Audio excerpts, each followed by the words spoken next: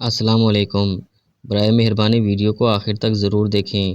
Channel کو like اور subscribe بھی ضرور کر دیں۔ مرنے کے بعد خواجہ سرا کا اپنی ماں کو خط۔ ماں جی، میری عمر 9-10 برس کی تھی جب ابا نے مجھے زمین پر گھسیٹتے ہوئے گھر سے بے گھر کر دیا تھا۔ میں چیخ چیخ کر تمہیں پکارتا رہا، مگر تم بے حس و حرکت سہمی ہوئی مجھے تکتی رہی۔ واحد روانی تمہارے آنسوؤں کی تھی جو ابا کے غیظ و غضب کے آگے بھی تھمنے کو تیار نہ تھے۔ تمہارا ہر آنسو اس بات کا ثبوت تھا کہ تم ابا کے اس فعل سے بہت نالاں تھی، مگر ابا کی ہر بات پر سر تسلیم خم کرنے پر مجبور تھی۔ محلے والوں کے طعنے، رشتہ داروں کے طنز اور لوگوں کی چبھتی ہوئی نگاہوں سے جب ابا بے قابو ہو جاتے تو پھر اپنی کالے چمڑے کی چپل سے میری چمڑی ادھیڑتے۔ اپنے جسم پر چپل سے بنائے گئے نقش لیے میں اس کال کوٹری کی جانب بھاگتا جو پورے گھر میں میری واحد پناہ گاہ بن گئی تھی۔ پٹائی کا دن جب رات میں ڈھلتا تو تم ابا سے چھپ کر دبے پاؤں آتی، مجھے سینے سے لگاتی، اپنے دوپٹے سے میرے زخموں کی ٹکور کرتی، میرا سر اپنی گود میں لیے گھنٹوں میرے پاس بیٹھی رہتی۔ مجھے چپ کراتے کراتے تمہاری اپنی سسکیاں بن جاتیں۔ آہوں اور سسکیوں کی گونج کے علاوہ اس کال کوٹری میں کچھ سنائی نہ دیتا۔ ہم دونوں آنسوؤں کی زبان میں بات کرتے۔ میرے آنسوؤں میں ان گنت سوال ہوتے کہ آخر کیوں ابا کی نفرت کی خاص عنایت مجھ پر ہی ہے؟ آخر کیوں گھر میں مہمانوں کے آتے ہی اسٹور کے تنگ و تاریک کمرے میں گھر کے ہر فالتو سامان کے ساتھ مجھے بند کر دیا جاتا ہے، اور جب تک اللہ کی رحمت ہمارے گھر سے چلی نہیں جاتی مجھے رہائی کا پروانہ کیوں نہیں دیا جاتا؟ یہ رحمت ہر بار میرے لیے زحمت کیوں بن جاتی ہے؟ مگر اماں، میرے ہر سوال کے جواب میں تم خاموشی سے میرے اوپر محبت بھری نگاہ ڈالتی اور کچھ نہ بولتی۔ بس کبھی تم میرے ماتھے کا بوسہ لیتی اور کبھی میرے ہاتھوں کو چوم کر اس بات کی گواہی دیتی کہ میں تو اپنے راجا بیٹے سے بہت پیار کرتی ہوں۔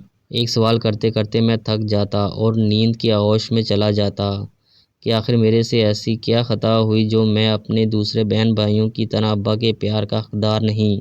ہاں، تمہاری گود میں سو جانے سے پہلے میں یہ دعا بھی کرتا کہ یہ رات کبھی ختم نہ ہو، مگر صبح ہوتی اور تم پھر اس عورت کا لبادہ اوڑھ لیتی جو ابا اور معاشرے کے خوف سے مجھے پیار کرتے ڈرتی تھی۔ جس دن ابا نے مجھے گھر سے نکالا اس دن میرا قصور بس اتنا تھا کہ میں نے تمہاری سنگار میز پر رکھی ہوئی لالی سے اپنے ہونٹ رنگ لیے تھے، تمہارا سرخ دوپٹہ سر پر رکھے، تمہارے ہاتھوں کے کنگن اپنی کلائی میں ڈالے، تمہاری ٹک ٹک کرنے والی جوتی پہن کر خوش ہو رہا تھا۔ بس یہ دیکھنے کی دیر تھی کہ ابا نے مجھ پر پھر جوتوں کی برسات شروع کر دی۔ میں معافی کا طلبگار رہا مگر میری سنوائی نہ ہوئی، اور پھر گالی گلوچ کرتے ہوئے، زمین پر گھسیٹتے ہوئے، زنخاں زنخاں کہتے ہوئے مجھے ہمیشہ کے لیے سب گھر والوں سے دور کر دیا گیا۔ میرے لیے ابا کے آخری الفاظ یہ تھے کہ آج سے تو ہمارے لیے مر گیا۔ یہ جملہ سنتے ہی میری ہاتھوں کی گرفت جس نے ابا کے پیروں کو مضبوطی سے پکڑا ہوا تھا کمزور پڑ گئی، میری گڑ گڑاتی ہوئی زبان خاموش ہو گئی، میرے آنسو تھم گئے، کیونکہ میں جانتا تھا کہ ابا کہی ہوئی بات سے کبھی نہیں پھرتے، اور تم ماں ابا کے کسی بھی فیصلے کے خلاف جانے کی ہمت نہیں رکھتی۔ اس کے بعد ابا مجھے ہمیشہ کے لیے یہاں چھوڑ گئے جہاں ایک گرو رہتا تھا۔ امجد کی جگہ میرا نام علیشہ رکھ دیا گیا، مجھے ناچ گانے کی تربیت دی جاتی، مجھ پر نظر رکھی جاتی، لیکن میں جب کبھی موقع ملتا تمہاری محبت میں گرفتار اپنے گھر کی طرف دیوانہ وار بھاگتا، مگر ابا کا آخری جملہ مجھے دہلیز پار کرنے سے روک دیتا۔ دروازے کی اوٹ سے جب میں تمہیں گرما گرم روٹی اتارتے دیکھتا تو میری بھوک بھی چمک جاتی، اور پھر تم اپنے ہاتھوں سے نوالے بنا بنا کر میرے بہن بھائیوں کے منہ میں ڈالتی تو ہر نوالے میں میرا بھی منہ کھلتا، مگر وہ نوالے کی حسرت میں کھلا ہی رہتا۔ اس حسرت کو پورا کرنے کے لیے میں اکثر گھر کے باہر رکھی ہوئی سوکھی روٹی کو اپنے آنسوؤں میں بھگو بھگو کر کھاتا۔ بعد کی عیدیں تو تنہا ہی تھیں، پر جب گھر بدر نہ ہوا تھا تب بھی عید پر جب ابا ہر ایک کے ہاتھ پر عیدی رکھتے تو میرا ہاتھ بھی پھیلا ہی رہ جاتا۔ جب ہر بچے کی جھولی پیار اور محبت سے بھر دی جاتی تو میری جھولی خالی ہی رہ جاتی۔ جب ابا اپنا دست شفقت سب کے سروں پر پھیرتے تو میرا سر جھکا ہی رہتا۔ صحن میں کھڑی ابا کی سائیکل جس کو اکثر محلے سے گزرتے دیکھتا تو ہر بار دل میں یہ خواہش ہوتی کہ کاش ابا سائیکل روک کر مجھے ایک بار، صرف ایک بار سینے سے لگا لیں۔ مگر میری یہ خواہش ہی رہ گئی۔ گھر چھوڑنے کے عذاب کے بعد میرے اوپر ایک اور عذاب نازل ہوا، جس کے قرب نے میری روح تک کو زخمی کر دیا۔ چند شرفا گرو کے پاس آئے اور مجھے اپنے ساتھ لے گئے۔ مجھے زبردستی بے لباس کیا اور اپنی ہوس کی بینڈ چڑھا ڈالا۔ ماں، میں اتنا چھوٹا اور کمزور تھا کہ میں تکلیف کی وجہ سے اپنے ہوش ہی کھو بیٹھا۔ پھر اس ہی بے ہوشی کے عالم میں مجھے گرو کے حوالے کر دیا گیا۔ پھر یہ سلسلہ ایسا شروع ہوا کہ میں روز ہی اپنی نظروں میں گرتا رہا، مرتا رہا۔ کرتا بھی کیا کہ اب میرے پاس کوئی اور دوسری پناہ گاہ نہ تھی۔ پھر اسی کام کو میرے گرو نے میرے پیشے کا نام دے دیا۔ میں گرو کے پاس سے کئی بار بھاگا، در در نوکری کی تلاش میں پھرتا رہا، مگر مایوسی کے سوا کچھ حاصل نہ ہو سکا۔ ہر بار گرو کے در پر ہی پناہ ملی۔ ہمارا وجود معاشرے میں گالی سمجھا جاتا ہے۔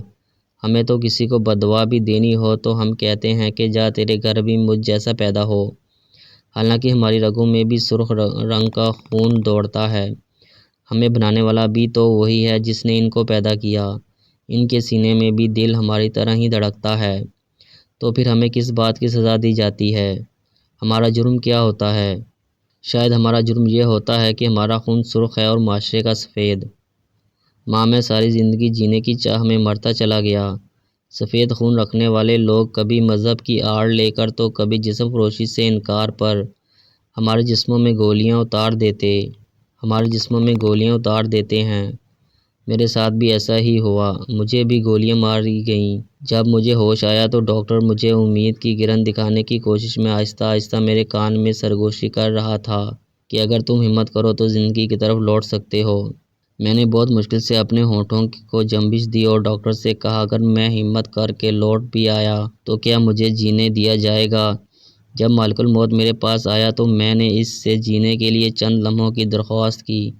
نہ جانے کیوں اس بار مجھے امید تھی کہ تم دوڑی چلی آؤ گی، میرا بچہ کہتے ہوئے مجھے اپنے سینے سے لگاؤ گی، میرے سر کو اپنی گود میں رکھ کر میرے زخموں کی ٹکور کر کے مجھے اس دنیا سے رخصت کرو گی۔ لیکن موت کے فرشتے نے چند لمحوں کی مہلت بھی نہ دی۔ سنا ہے قیامت کے روز بچوں کو ماں کے حوالے سے پکارا جائے گا۔ بس ماں، تم سے اتنی سی التجا ہے کہ اس دن تم مجھ سے منہ نہ پھیرنا۔ تمہاری محبت کا طلبگار، تمہارا بیٹا۔ ویڈیو اچھی لگے تو لائک اور شیئر ضرور کر دیں اور چینل کو سبسکرائب ضرور کر دیں۔ شکریہ۔